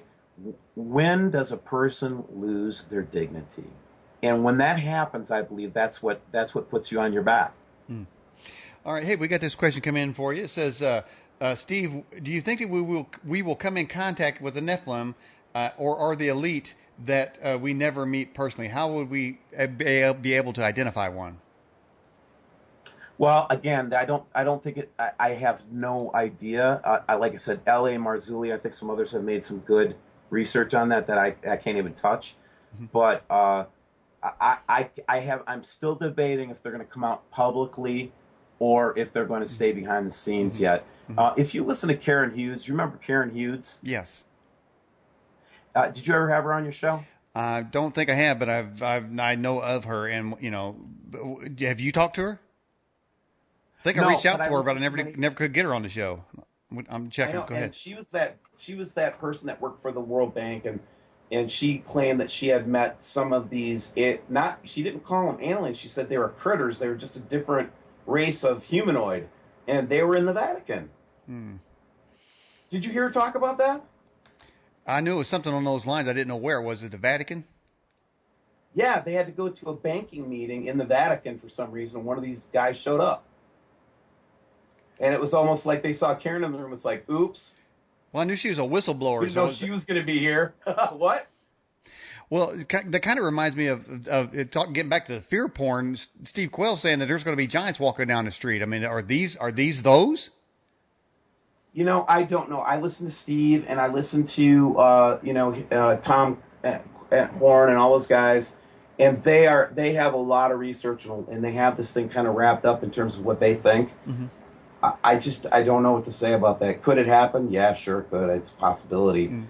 But Well, why would they scare the crap out of us like that? That would just put us on the defensive. It wouldn't be a good war strategy. If you show your hand like that, you wouldn't be surprising nobody. do you think we'll ever see disclosure or disclosure or contact? Yeah. In fact, we'll see it, and then it will be a large subterfuge will come into play, and then a guy named Jesus Christ, Yeshua, is going to come in the clouds in glory. You're going to have plenty of contact then. Wow, that sounds like hopefully a good contact there. Hey, Peter from Australia says, Steve, do you feel like we're on the precipice? And what changes do you foresee if Hillary the broom rider gets in? Well, first of all, our credibility will be completely gone as a country. It's already suffered it's on life support. Our credibility right now is on life support. The United States can't afford to lose credibility any more than it has. Mm-hmm. We have enemies that want us dead, and these are powerful enemies. And we cannot afford to have such unrighteousness as the president of our country, Daniel. We just can't. And if that happens, I think that we are actually toying with the idea of being in world war. A lot of people don't know what a hawk Hillary is. She's part of the Soros side of the neocons, right? Yeah. And they want war just as much as anybody else. And you know what I mean? It's just they're just going to do they are doing their agenda right in front of us, and it's like nothing's being done to stop them. Hey, did you know it just And came? Sooner or later, the world's going to get pissed, just like they got pissed at the Nazis, just like they got pissed at other tyrannical societies that developed, and they're going to wage war on us, Daniel. And we've got to go back to our values. We were never that kind of country, man. That wasn't our gig in 1913. That wasn't our gig even in 1939. Why did it all of a sudden become our gig to be so greedy and so fixated on money and enslaved by banks and all that stuff? It didn't start happening until the 30s, man. Well, I'll tell you what, just before the show, Steve, I had an epiphany that the father of lies evidently has a sister. Enough said. Enough said. Well, And you know what? It's like, I don't even hate them. It's not even like that. It's just I hate lies. I hate lies. I hate liars. Yeah. Yeah. But I can't. I'm not allowed to hate Hillary. Hopefully, she'll find the Lord too. Well, that's it, man. I mean, long as she's alive, she has a chance. Yeah. But The damage that's being done, Daniel, is just on such an epic scale right now. Hey, have you heard anything lately? I'm sorry to turn into the interviewer here, but have you heard anything about that Saudi army that built up in Saudi Arabia, that multinational Sunni army that they built? No, Did you hear anything about have that lately? not. I have not caught wind of that Sunni army. Yeah, Oh, they've got 1,000 tanks, 300,000 troops. Have you caught wind of that yet? No, I haven't, but I guarantee you those U.S.-made tanks. Exercises in Saudi Arabia, and the idea is that they might be trying to invade Syria soon. I don't know, but it's pretty scary that Iran said they have 100,000 missiles ready to rain down on Israel. I mean, it's spooky, and I guarantee you those are American-made. After Obama freed up $150 billion, they can buy all kinds of weapons over there now. I know, and so we just gotta, like I said, we gotta stick together, man. I mean, we folks, good folk, have to stick together, and that's the message I got about this. All these events leading to this event, leading to the aftermath, is the best thing we can do is stick together. That's the best thing we can do. Well, and that's one advantage of social media and shows like yours and mine is that we do allow platforms for people to stick together and discover the truth, really. And then once we have the truth, each of us has a decision to make what to do with that truth. So I think, talk about 1,000 points of light. Well, maybe there's tens of millions of little points of light that can overwhelm the darkness that it seems to be blanketing our country and our world. Yeah, and remember though, we already, well, at least in my world, in the prophecies that I look at in the Christian world, is that it does promise, it does say that there's going to be a very dark hour, okay? But at the end of the day, we will see that light, Daniel. Light will win. It always wins. Well, nobody's ever went into a room and turned the darkness on, that's for sure. That's exactly my point. Thank you. All right. Well, Steve, listen, we're getting near the end of the broadcast. I want to make sure, have you touched on every subject or made every comment that you want to make? Any kind of finishing comments you'd like to make? You go right ahead. Yeah, so I'm serious, man. It's a spiritual issue first, and then it's a physical issue second. So spiritually, man, really get down and try to get yourself connected with the source of all things. And then secondly, just be common sense about it. We already know that the ocean's going to rise at least 9 to 10 feet over the next 10 years. That's what the climate scientists are telling us. And if we do have this event with as the Bible predicts, with these asteroids and that kind of thing, we will have tsunamis and all that kind of stuff. That happens, right? Mm-hmm. Yeah. So doesn't it just make sense to be prepared to move away from the coast or have food so that you can travel away from damage if that happens in your area? Mm-hmm. So spiritual and physical, just be prepared, man. I'm not asking you to go out and build a compound or anything, just be prepared. Hey, have you seen that map that's been around the internet for a while about when the oceans rise and the continental United States kind of splits or ocean comes up through the middle? Have you seen that? And do you feel like you're in an area that keeps you in high ground where you are right now? Yeah. So, right now I'm at about 1,200 feet. It's a very rare spot of Wisconsin, a little small spot. The rest of Wisconsin supposedly is going to be underwater. Mm-hmm. And so I'm planning on an oceanfront view. I joke about. That's what I'll have here. Mm-hmm. And I don't know if I asked you this last time, Steve. I want to ask you now, though. Where you are, did you just land there because of a piece of property that you found and you kind of fell into it? Or did you specifically look at a piece of property that gives you some suitability for survival? It's a long, arduous story. I was led here. I woke up when I looked around me. I woke up and I was on this farm. It was like, Lord, you've been preparing me to help people for a long time, haven't you? So that's what happened to me. You're in a farm situation? I am. I'm on a big farm that I rent the house and the compound, and I have my horses and stuff. Mm-hmm. But the landowner here is a generous, wonderful man, and he gives me oversight of 280 acres. Mm-hmm. So when you're talking about a long, arduous story, did you just give me the short version of that? Do you feel like you were supernaturally led there? I was, but it was a story of me having my ego smashed, Daniel.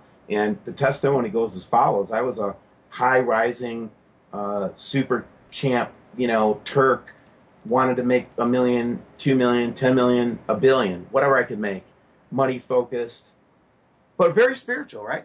Very spiritual. I went to Bible school, all that kind of stuff. I had all that background, but my ego stank like to high heaven, man. So in the process of the Lord taking away everything I had, everything I ever had, I built up, and wiping me down to nothing, and then leading me to this farm, then he let me slowly build my life back up again. But it's not any longer built on the foundation of mammon. It's built on the foundation of trust in him. And I'm so much happier, more secure, no debt. All of those things are gone because of him.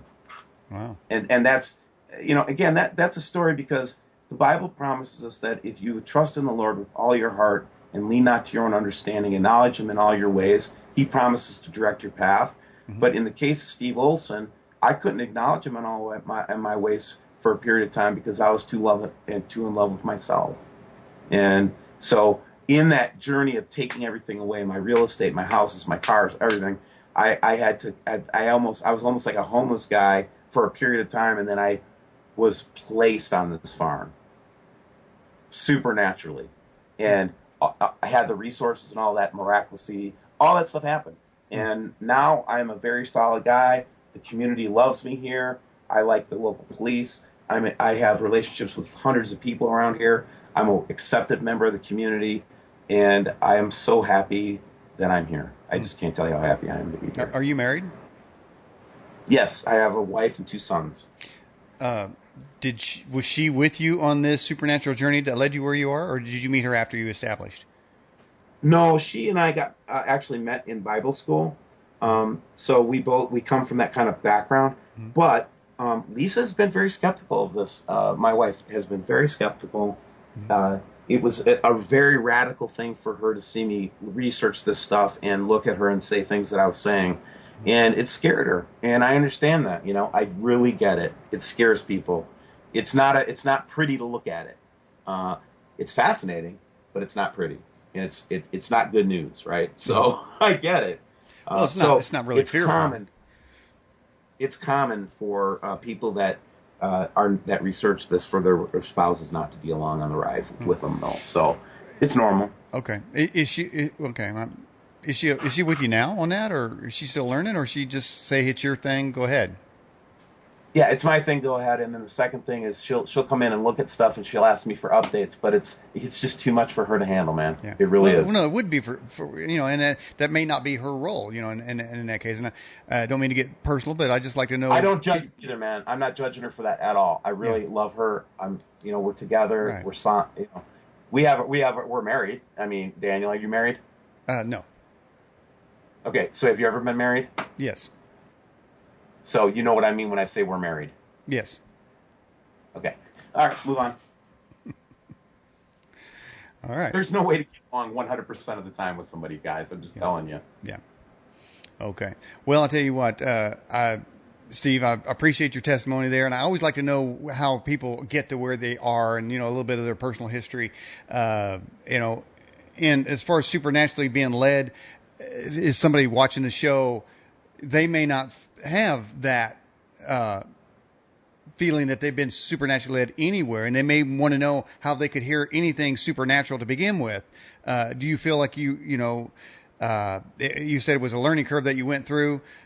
Is it that somebody who hasn't been supernaturally led has maybe an ego issue? I mean, can't make a religion out of it, but I don't want my testimony to be projected on anybody else. Each person's experience is different and unique. Okay, in my case, I first met the Lord before all of the money and everything. I was very young, and I ran into Him face to face, and was powerfully, miraculously filled with the Holy Spirit. Went to Bible school, did all those things, and then fell away from Him. I just didn't care anymore. I was more interested in making sure I had a house. At first, it was all because I wanted it for my family, and then it started becoming because I wanted it for me and my ego and all that stuff, and God just hates that. Mm-hmm. So in my personal experience, for me to get led to where I was, He had to take me through a chastisement of sorts. Mm-hmm. But no, at any point am I not thankful for all of that? I'm very thankful. Just like I'm thankful that my father, when I was a young kid, didn't let me drive a car when I was 2.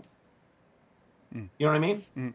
Well, my point is, if there are things coming on the earth, do people need to be looking for supernatural guidance to go somewhere? I would say prayer. Yeah, right. So prayer to me is the ultimate thing.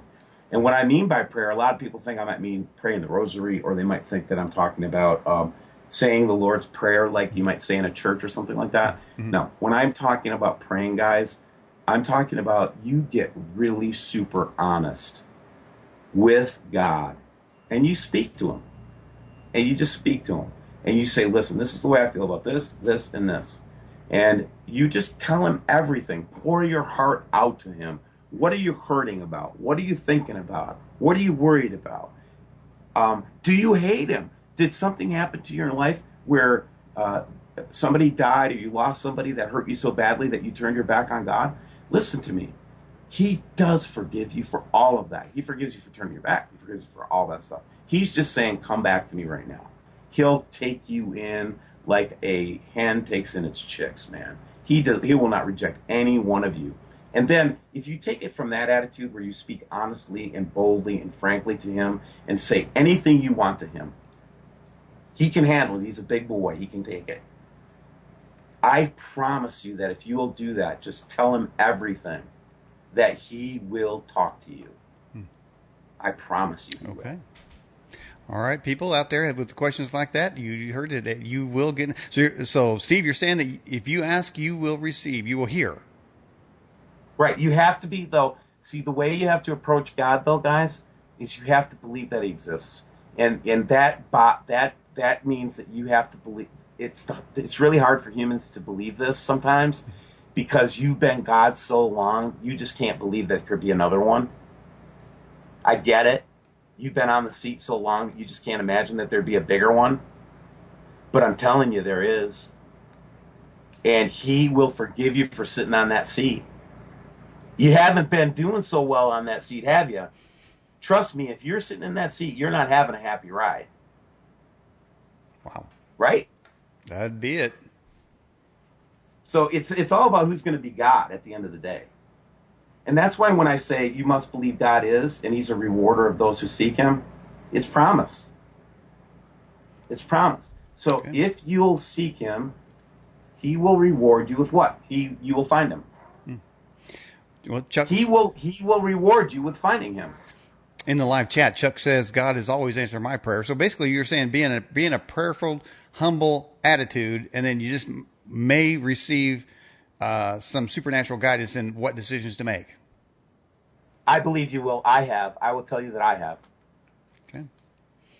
Well, that's good. That's good advice, because what you're saying is coming on the earth. People, they should be seeking the answers to that. And, I agree with you that God won't turn anyone away when they ask a question with humility, and also be ready for the answer too. Because I would think that sometimes the answer is not what we want to hear. Would you say, Steve? I say that too. Right. And the other thing you got to realize is that there's a part in the Bible, Dan. I didn't mean this to turn into a preaching session, by the way, but I really want to say this. Okay, go ahead.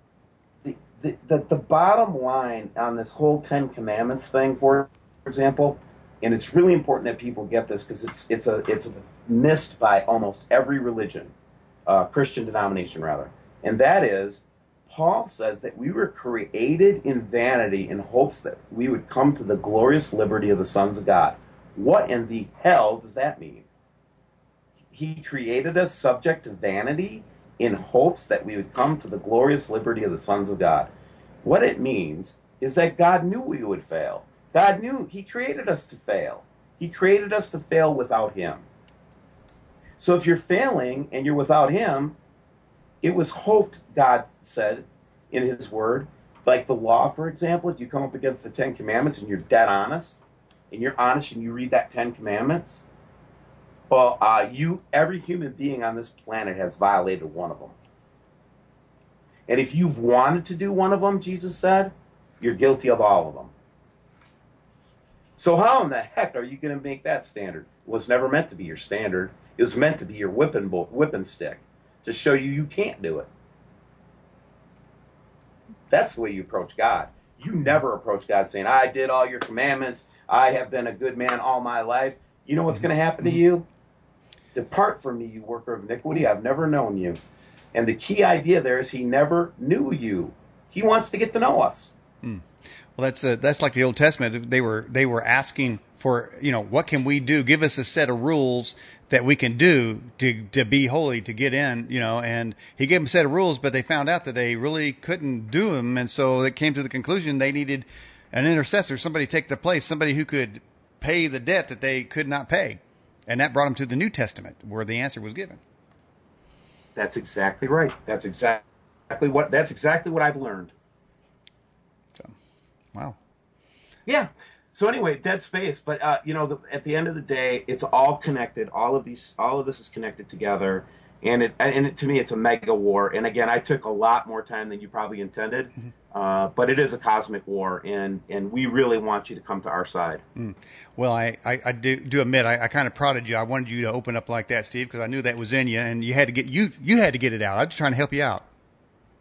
Thank you, sir. Because really, people need to hear this: that God is not an asshole. He really isn't. Can I quote you on that? You sure can. And yeah, I'm base. I'm gruff. I don't go to churches and stuff because I'm this way. But God likes me, man. He likes me a lot. Wow. Okay. All right. And he doesn't care if I say he's not an asshole. He doesn't get mad about that. He thinks it's funny. Well, I thought it was kind of funny to hear too. You just don't really hear that kind of talk. But that's interesting. Well, he's not, man. He's not. And everybody wants to make him into this baby ham-fist 2-year-old god that vengefully kills everybody. Come on, man. Really? Shut up. He eventually kills everybody. Okay. Steve Olson, we are at the end of the broadcast. Anything else you'd like to say? Here, one more time. To get everything out. I'm good, Daniel. Thank you for having me on the show. I can't wait to come back on again sometime soon. And that was my question. Steve Olson, I appreciate you coming on the broadcast, and we will have you back. Awesome. All right? Yes, sir. All right. Bye-bye. Have a good night, sir. You too. All right, everybody. That was Steve Olson back on the Edge television broadcast. We have a previous interview with him that is on the Edge's website. Just scroll down. You'll see it still in there. And Sugarfoot says, Steve, you're a funny guy. And Chuck in Florida says, great show. Dreamwalker says, Jesus love, always be encouraged. Interesting that term there because seems everybody needs some encouragement. Next week's guest to be announced. We have a number of them just waiting to solidify the dates. We'll have them up here shortly within the week. This program will begin to replay in the main player directly after I log off here. And I appreciate everyone's questions. And we definitely want to have Steve. He's Steve Olson. He's right at the top of my list, man, of great guests to have back on the show. So we'll have him back on the show. Chuck in Florida says, where is the Colonel? He must have went deep, man. He's off the grid. I can't get hold of him. All of a sudden it popped up in my Facebook that is his birthday.